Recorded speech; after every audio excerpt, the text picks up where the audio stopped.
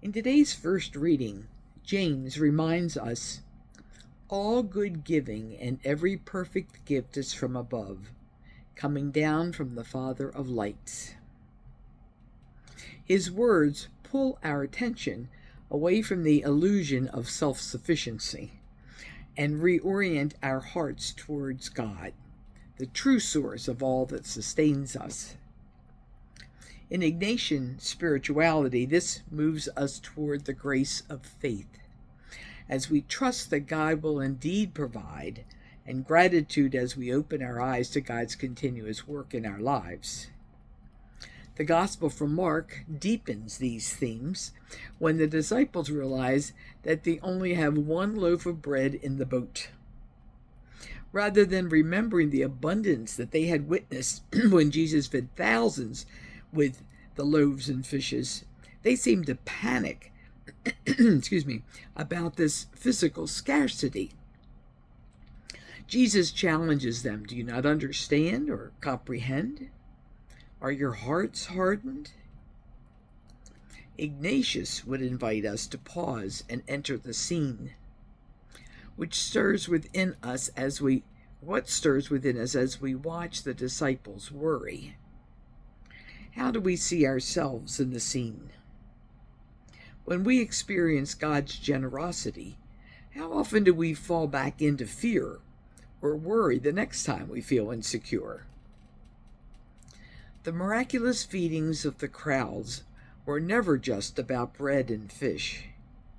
They were signs that God provides for us. We don't need to be dependent on our own limited resources, but on God's limitless love for us. Jesus calls the disciples and us to remember and trust. A personal memory that surfaced from this reading happened shortly after I joined the Sisters for Christian Community back in the 1970s.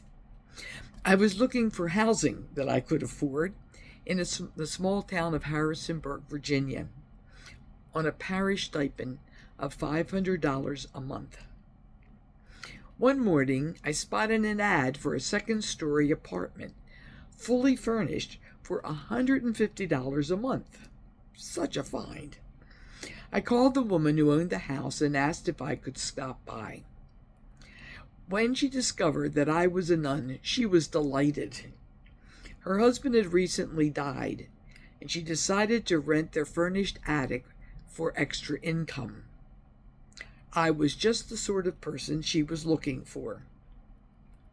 That housing arrangement worked for about 6 months or so, when the price of heating oil began to rise. Since the widow needed more income, she raised my rent by $25.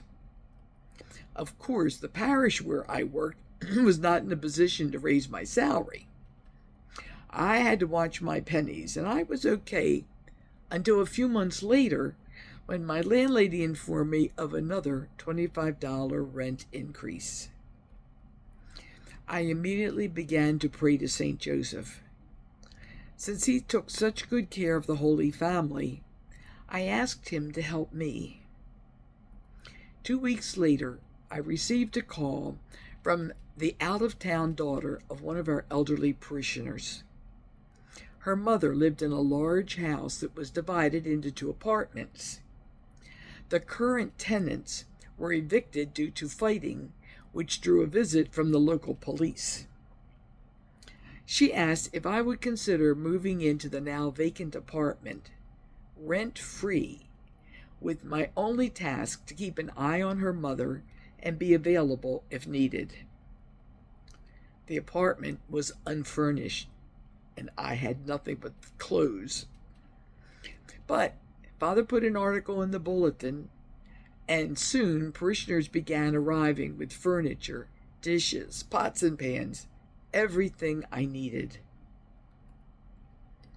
Today, we can prayerfully reflect on where we are experiencing scarcity or insecurity in our lives. Is it a scarcity of time?